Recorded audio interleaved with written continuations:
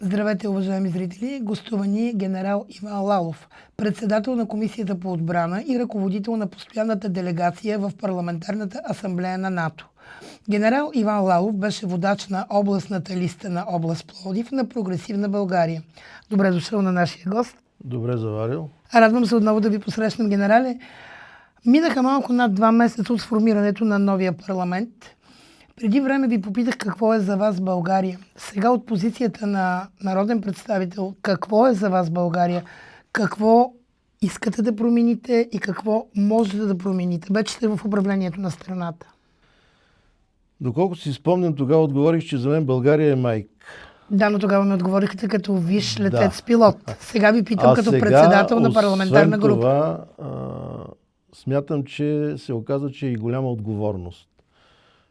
Това, което искаме да променим и се опитваме да променим и го правим, беше анонсирано още в предизборната кампания.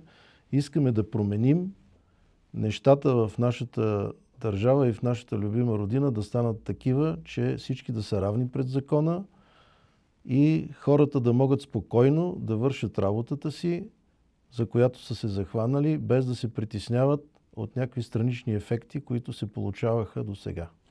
Е ли е възможно да го направите до края на този мандат? Това е Защото всички знаем, че проблемите са много.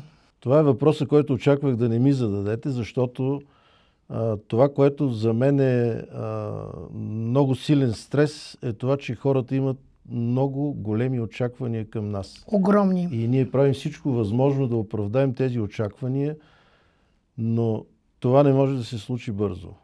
Не може нещо, което се е изграждало и е работило почти 30 години, за такъв кратък срок да се промени. Но първите стъпки вече ги правим.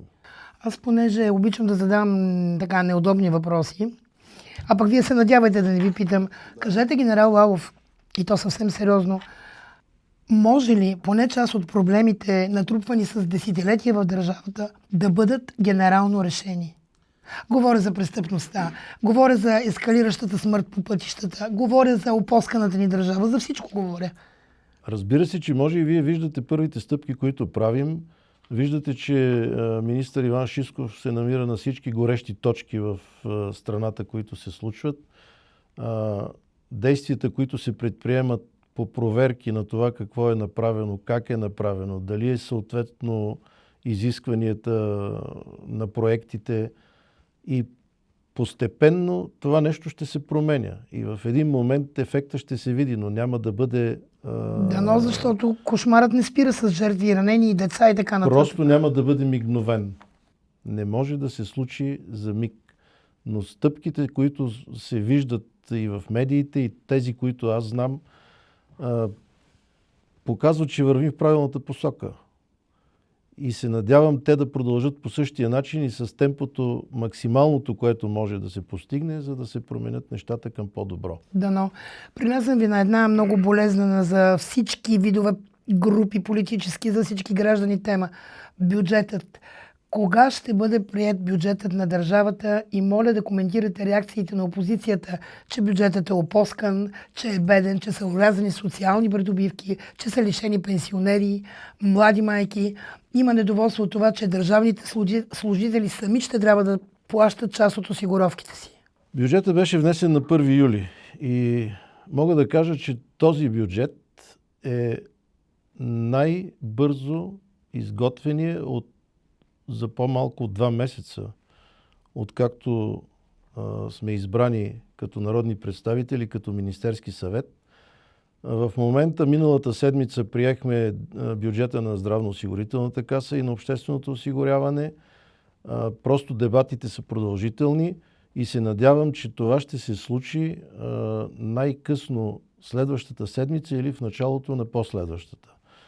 А бюджетът е такъв какъвто е, защото това, което ние сме наследили от предишното управление, не позволява по никакъв начин да се увеличат някакви разходи. Премиерът каза, че сте заварили разграбен бюджет. Разбира се. Сега няма да се връщам на това, че някои неща, които трябваше да влязат в бюджета тази година, бяха взети авансово през миналата година.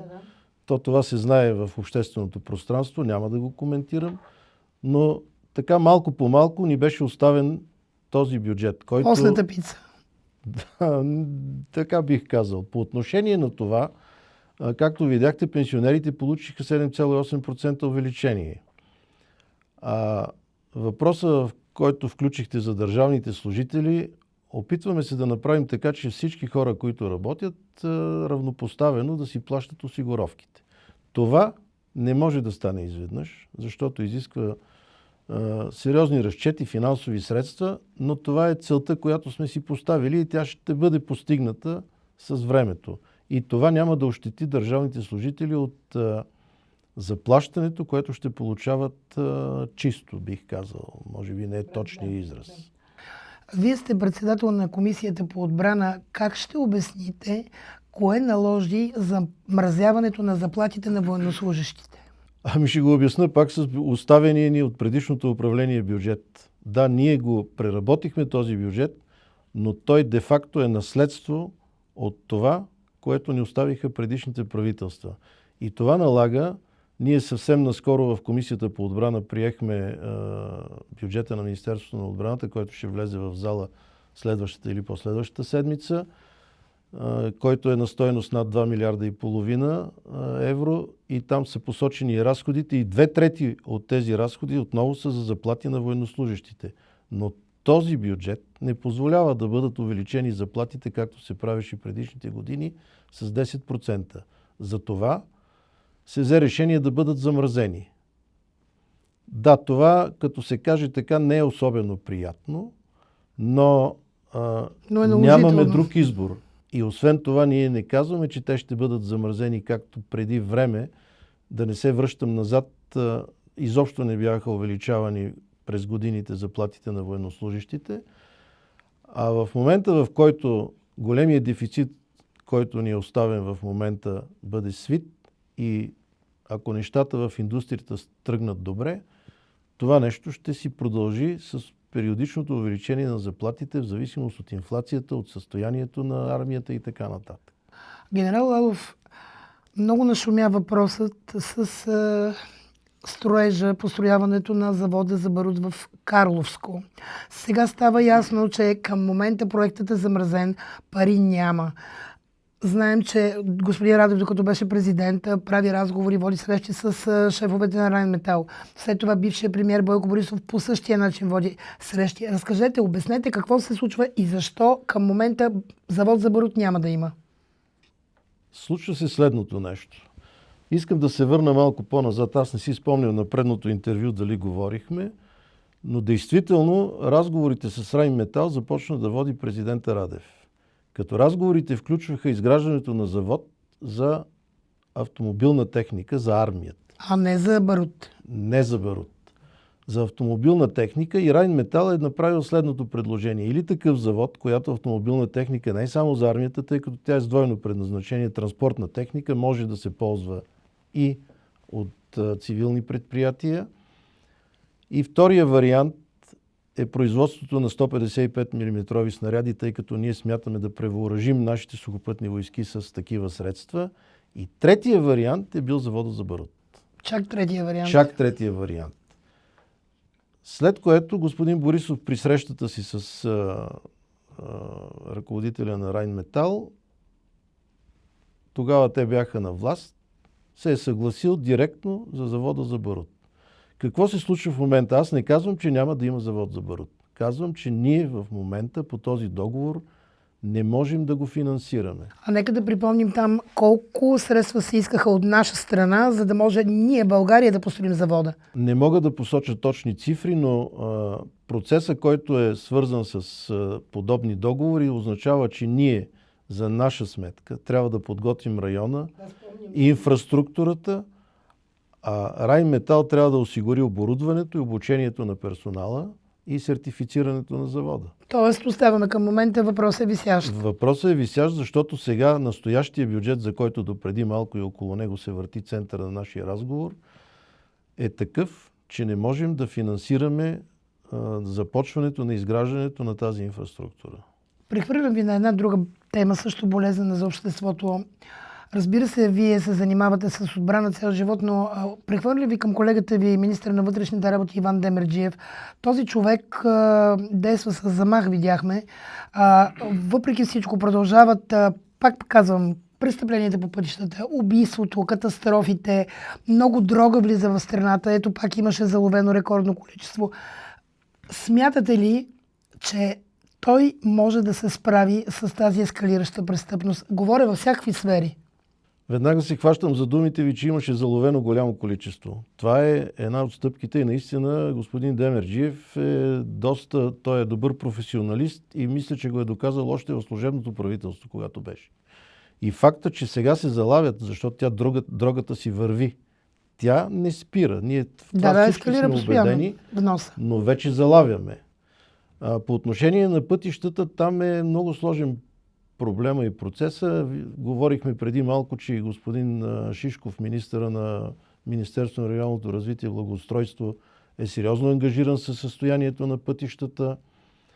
Господин Демерджиев с контрола на превозните средства, но тук до някъде нещата опират и до възпитанието на хората, които шофират. И това са процеси, които също не стават. И не спират да сядат за вола пияни, другирани. Това вече е абсолютно и пълна безотговорност. Не искам да го коментирам и най-вероятно в наказателния кодекс трябва да има по-висока санкция, по-сериозна. Разбрах. Бяхте наскоро генерале на парламентарната асамблея на НАТО в Истанбул. Какви са впечатленията ви оттам и какви новини носите? Нямам оттам големи новини. Парламентарната асамблея се събира в периода преди срещата на върха, за да може всяка държава да уточни своите приоритети. Това, което нося като информация и новина е, че нашата делегация беше приета от председателя на Народната асамблея на Турция и проведоха разговор с госпожа Доцова, председателката на Народното събрание, много ползотворен за взаимното сътрудничество между двете страни. И това се случи преди самата асамблея. На асамблеята всеки заяви от страните своите намерения за бъдещето и за участието си в НАТО, като нашата страна в лицето на ръководителката на групата госпожа Доцова заявихме нашата солидарност с НАТО и обърнахме така, тя лично постави сериозно въпроса за дипломатическите уреждания на събитията, които са около нас. Това е войната в Украйна и войната в Близкия изток. Ще стигнем и до войната в Украйна, но искам да ви попитам. Договора Боташ, видяхме премиера Радев, се договори с Ердоган за замразяването за известно време на плащането от страна на България към Турция. Вие какво мислите по този въпрос? Защото имаше много нападки, още докато господин Радев беше президент, че е позволил и е сключил този договор. И че той страшно много ощетява държавата ни. Там въпросът е спорен. Предния път не си спомням дали говорихме, но Боташ щеше да работи, ако бяха сключените договори, ако не беше наложена на Унгария, т.е. преноса, който се опитаха да наложат такса и Унгария се отказа от договора, който щяхме да сключим за пренос към тях. Но няма да го коментирам това, защото не съм наясно в детайли. Важното е, че добре, като не бяха доволни от Боташ, защо не отидоха при господин Ердоган, предишното правителство, министър-председателя Желязков, и да го замръзят, както направи министър-председателя Радев. Защо не отидох? Ще има ли бъдеще този проект? Смятам, че ще има и факта, че за 15 месеца е замразен, означава, че се обсъждат варианти как да се експлоатира, така че да е изгоден и за двете страни. Кажете сега, не мога да не ви попитам, кажете за войните в Иран, в Украйна. За войните ние сме го казвали много пъти и Прогресивна България, и министър-председателя, и президента, че войните без дипломация няма да се разрешат. Само с оръжие нещата няма да се случат. И рано или късно ще се седне на преговори някъде. За Украйна конкретно най-вероятно ще стане. И за Иран това е единственият изход. Няма как да се спре война без дипломация. И нека да кажа, че днес, в деня, в който правим това интервю, Прогресивна България, въпреки че имаше колебания, подкрепи санкциите срещу Русия. Министър-председателя каза много ясно и категорично, че няма да налага вето на 21-я пакет санкции. Той каза с кое от пакета не е съгласна България. С патриарха и нека да напомним. С Вагита Лекперов и другото не си И още една спомням точка имаше, да. името. Говорим за така. руския патриарх. И доколкото аз знам неофициално, на преговорите в Европейската комисия те са се съгласили с това нещо. Така или иначе, министър-председател Радев не е казал и е заявявал, че ще подкрепят санкциите с това изключение. И най-вероятно те са се съобразили с нашето мнение. В момента нямам достоверна информация и доколкото знам, са отпаднали тези три. Добре, генерал Лалов, благодаря ви за това интервю. Винаги сте добре дошъл в нашата редакция и ви желая наистина да изковете такива закони и да направите поправки, които да бъдат в помощ на обикновените хора, защото все пак доверието, което ви гласуваха мнозинството от 131 депутати, говори много. И аз ви благодаря за поканата във вашето студио. Тук се чувствам вече съвсем комфортно. И се надявам да оправдаем доверието, което ни е гласувано, и мисля, че правим всичко възможно според силите си, според образование и кой каквото може да помага, за да се случват нещата. Но пак искам да повторя, или може би потретя, че процесът не е толкова бърз, каквито са очакванията на хората, и това за нас е много притеснително. Но уверявам ги, че правим всичко възможно това да се случи. Благодаря. И аз благодаря.